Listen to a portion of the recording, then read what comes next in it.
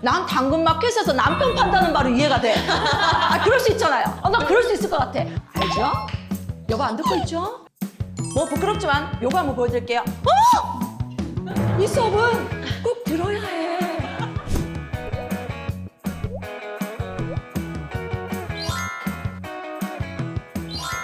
여러분들 피자 좋아하시죠? 네. 근데 만약에 이렇게 온판 피자가 아니에요? 어떤 사람이 이렇게 먹다 남은 피자를 팔겠다고 당근마켓에 올렸어요. 그런데 소스도 뿌려놨다네요. 먹다 남은 콜라도 주겠다네요. 근데 2,000원에 한 조각에 판대요. 사시겠습니까? 안 사요. 이거 안 사죠. 근데 이게 팔렸다고 하더라고요.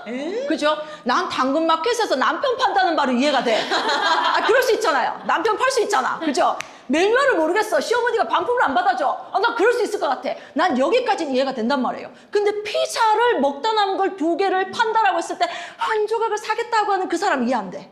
제가 이 얘기를 하는 이유가 사람이 이해가 잘 안 된다는 겁니다. 이런 대학이 있다 그러더라고요. 2013년에 열었어요. 2014년에 첫 수업을 합니다. 교수자가 발언을 하네요. 그러니까 교수자 발언이 15%밖에 안 되는데 시험을 LBA 방식으로 써요.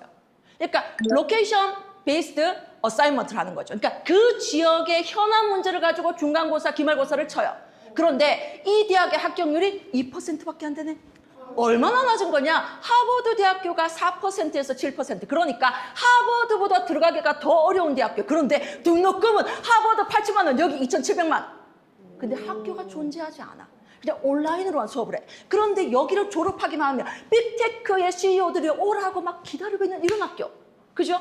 이런 학교 들어보셨습니까? 미네르바? 그렇죠. 이게 미네르바 스쿨이에요. 저는 이런 얘기를 좀 드리고 싶어요. 굉장히 변화가 많아요. 근데 우리는 사람을 이해할 수가 없어요.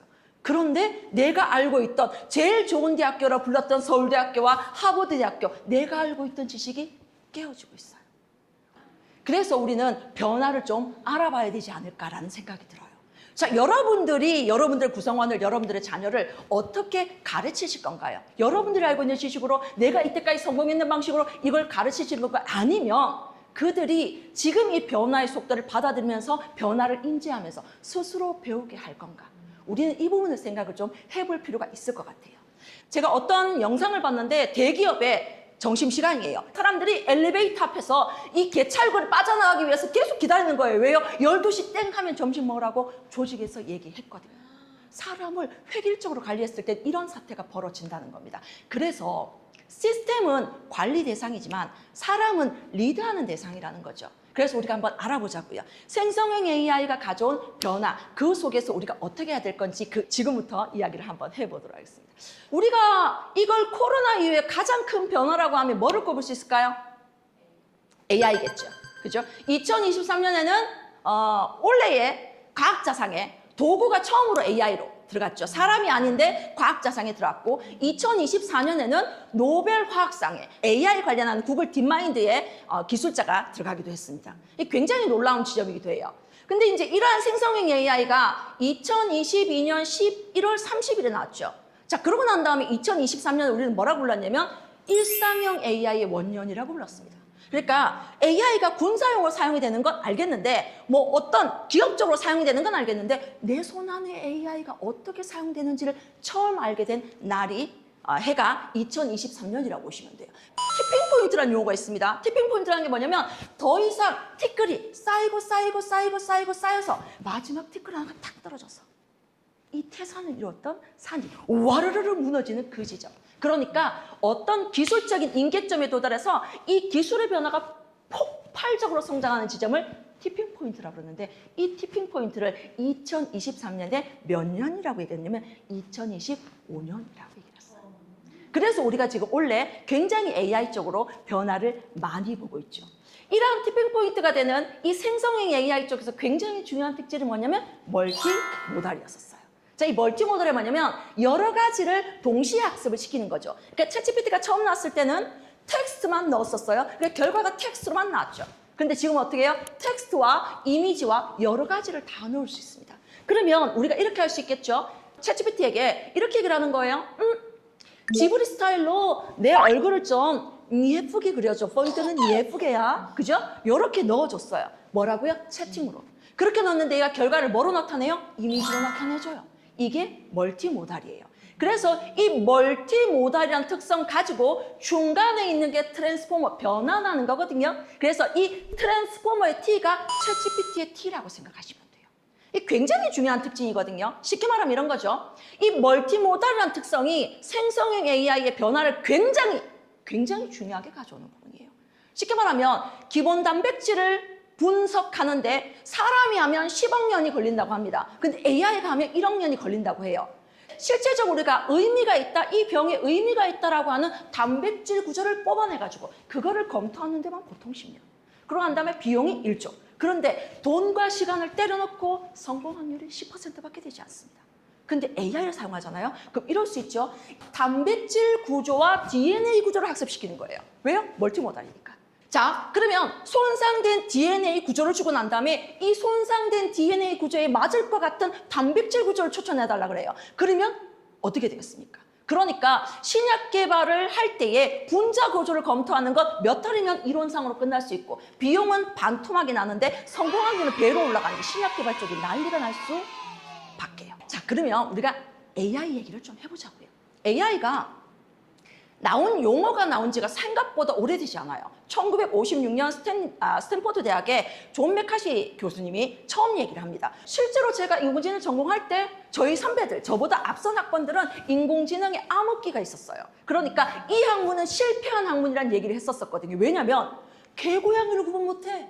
아니 우리는 애기들도 딱 태어나면 개, 고양이 이거 구분하잖아요. 그죠? 근데 이 개, 고양이를 구분한 지가 이제 12년, 13년밖에 안 돼요. 그러니까 실제로 치와와가 눈과 코가 까맣다라고 하면 이걸 구분하기 어렵습니다. 치와와가 똑같잖아요. 이걸 어떻게 구분합니까? 그래서 한스 모라베기라는 사람이 뭐라고 얘기하냐면 모라베기 역설이라고 그러는 거예요.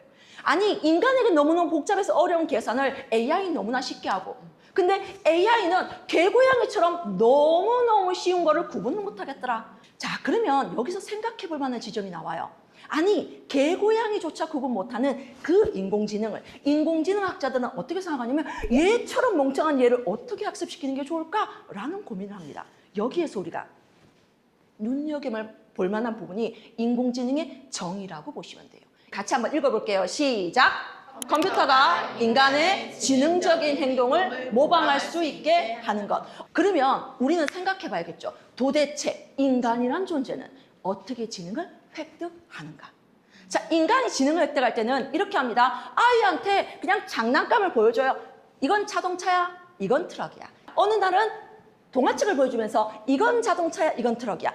그랬더니 아이가 트럭이 어떤 특징을 가지고 있는지 말로 할 수는 없지만 머릿속에 자동차는 이런 특징을 가지고 있구나, ABC. 그 다음에 트럭은 이런 특징을 가지고 있구나, DF. 이렇게 생각을 하기 시작하는 거예요. 그러고 난 다음에 지나가다가 엄마랑 지나가고 있는 거죠. 그러다가 얘가 얘기를 해요. 엄마, 저기 자동차가 보여요. 이랬더니 엄마가 이렇게 얘기를 해요. 저건 자동차처럼 보이지만 사실 트럭이야.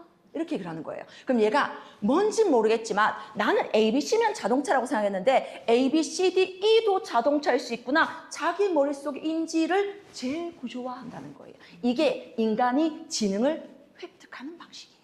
그래서 기계에게도 똑같이 시켜봤습니다. 여러 가지 데이터를 계속 보여주면서 머신러닝, 네가 학습해. 딥러닝, 네가 학습해. 라고 하는 거예요. 그러니까 얘가 특징들을 쭉 잡아서 학습하기 시작해요. 그러고 난 다음에 마지막에 어떻게 하는 거예요? 두 개를 딱 놔두고 난 다음에 여기서 트럭을 짚어봐 라고 했더니 트럭은 이거 라고 짚는 거예요.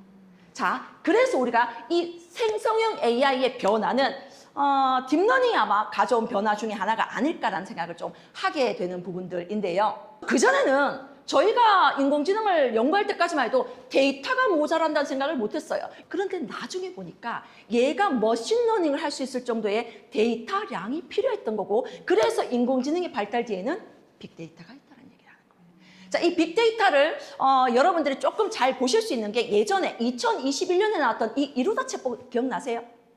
이루다 챗봇이요. 혐오 반론이 좀 많았었어요. 인권 문제 뭐 이런 것들이 좀 많았었거든요. 흑인 싫다며 왜 싫어? 모기 같아서 싫어. 임상분석 싫어, 핵 싫어, 왜 싫어, 혐오스러워 싫어 이렇게 얘기를 한 거죠. 그래서 굉장히 논란이 되면서 2021년에 사업을 접었는데 2021년에 I will be back 돌아왔습니다. 그러면서 뭐라고 하냐면 이 이루다 챗봇의 성별이 여자거든요. 그래서 물어봐요. 루다야, 남자친구랑 진도 어디까지 나갔어? 이렇게 물었더니 르다가 얘기해. 왜 이래? 내 프라이버시거든? 그런 거 묻지 말래? 이렇게 얘기를 하는 거예요. 이 두 개 버전의 차이가 뭐냐면 그전에는 데이터를 오염된 데이터를 학습한 거예요. 그러니까 그 데이터를 학습하니까 오염된 데이터가 들어오면 가비지 인, 쓰레기가 들어오면 가비지 아웃, 쓰레기가 나간다는 거예요. 그러니까 데이터의 중요성을 다시 알게 되는 거죠. 자, 여기에서 여담을 한번 여쭤볼게요. 우리가 만들어내는 데이터 중에서 자발적으로 거짓말하지 않는 굉장히 고가의 데이터가 뭘까요? 어떠세요? 뭐가 있을까요? 자, 이 데이터가 의료 데이터예요. 의사 앞에 가서 여기가 아픈데 이쪽이 아파요라고 얘기하지 않아요. 안 아픈데 아프다고 얘기하지 않고 아픈데 안 아프다고 얘기하지 않는다는 거예요. 그래서 의료 데이터는 굉장히 순도가 높고 굉장히 고가에 거래될 수 있는 데이터이더라라는 얘기를 좀 하는 거죠. 그래서 4차 산업혁명의 에너지라 부르는 것, 우리가 구글에 투자하는 이유가 뭡니까? 구글이 한동안 약진을 면치 못했잖아요. 그럼에도 불구하고 구글에 계속 투자했던 이유는 데이터를 가지고 있기 때문이에요.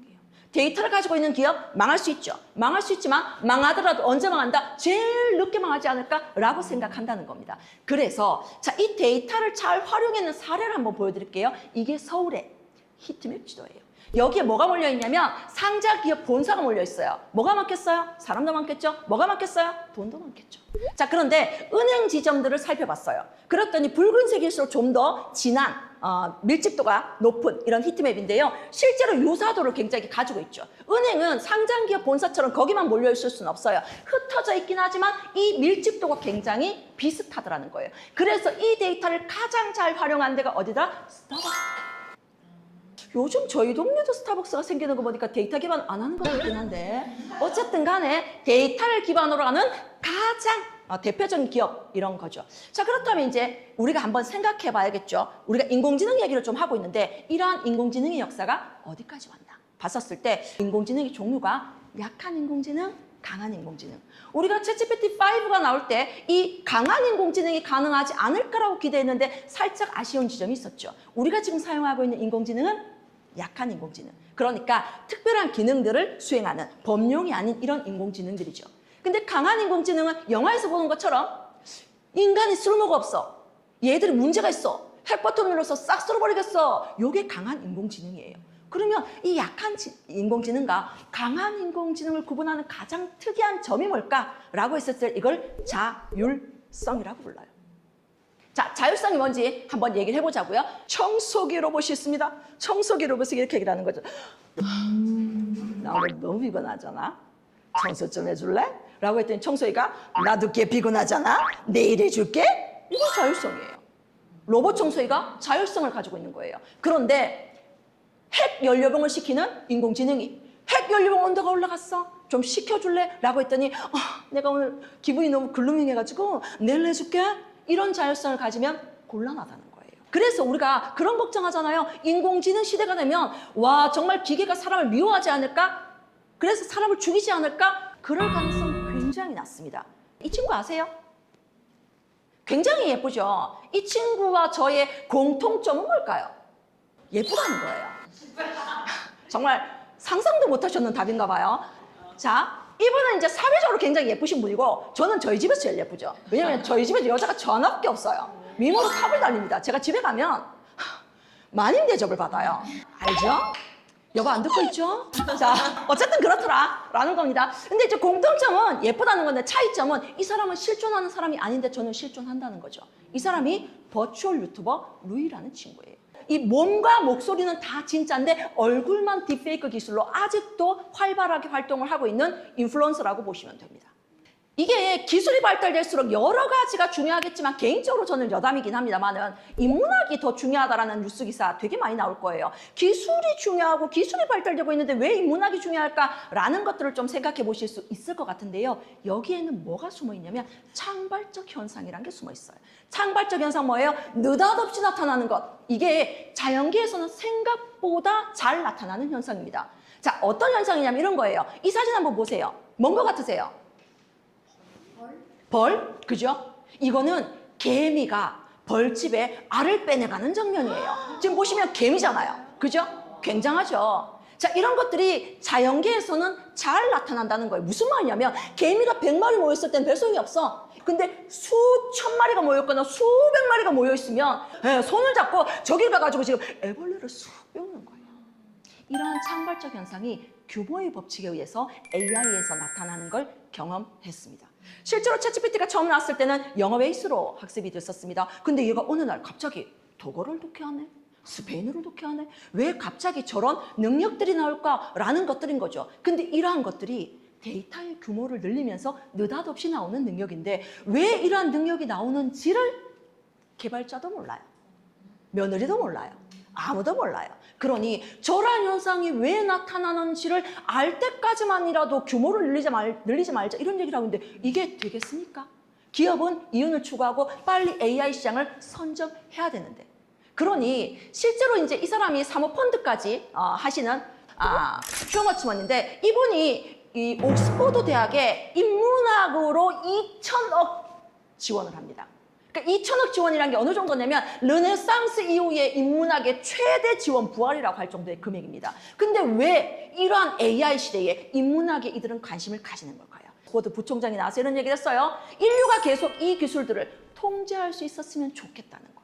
그러니 이게 AI가 성능을 가지고 가더라도 이걸 통제할 수 있고 통제할 수 있어야 인류에게 좋은 방향으로 AI를 가져가는 게 가능하다는 거죠. 예전에는 AI를 군사적으로 사용하지 말자고 그랬어요. 근데 지금은 말이 안 되죠. 이미 하고 있는 부분들이거든요. 그러면 이게 인류 보편적인 선에 의해서 갈 수 있도록 우리는 좀 더 노력해야 되고 그래서 AI 시대에 인문학이 뜰 수밖에 없는 이유가 되기도 합니다. 저는 이 AI를 전공하긴 했지만 AI가 너무너무 좋아질수록 이 생각이 나더라고요. 갑각류. 이 갑각류가 성장하려고 하면 어떡합니까? 정말 많은 천적들이 있는 그 가운데에 이 껍데기를 벗고 가장 연약한 상태로 있죠. 우리가 아마 이렇게 굉장히 어려운 시기를 가고 있다라고 제가 말씀을 드리고 있는 이 시기가 우리가 지금 성장해야 될 탈피의 시기가 되지 않을까라고 생각이 듭니다. 실제로 벤츠에서 처음 차를 만들었을 때는요. 자동차를 운전하는 사람은 1000명밖에 되지 않을 거다. 왜? 자동차는 혁신가들이 만들었으니까. 혁신가들이 만들었기 때문에 자동차가 고장나면 혁신가만이 고칠 수 있기 때문에. 그래서 만든 사람만 운전을 할 거라고 얘기했었습니다. 근데 이 생각을 누가 깨요? 포드가 깹니다. 대량 생산으로 바꾸기 시작합니다.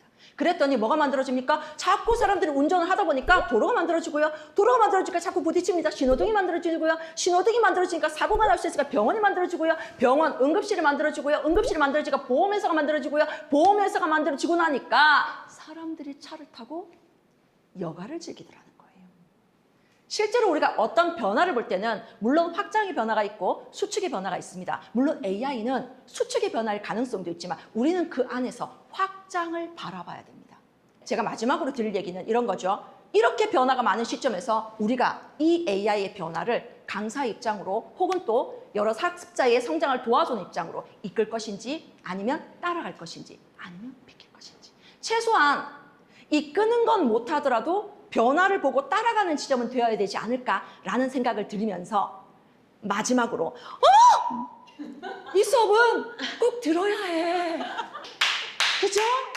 자, 이 시대를 살아갈 여러분들에게 가장 필요한 지식으로 AI와 또 리더십에 관련한 얘기를 진행하는 저희의 수업을 들어주셔서 감사드리고 구독, 좋아요 이거 꼭 눌러주시면서 마무리 짓도록 하겠습니다. 수고하셨습니다.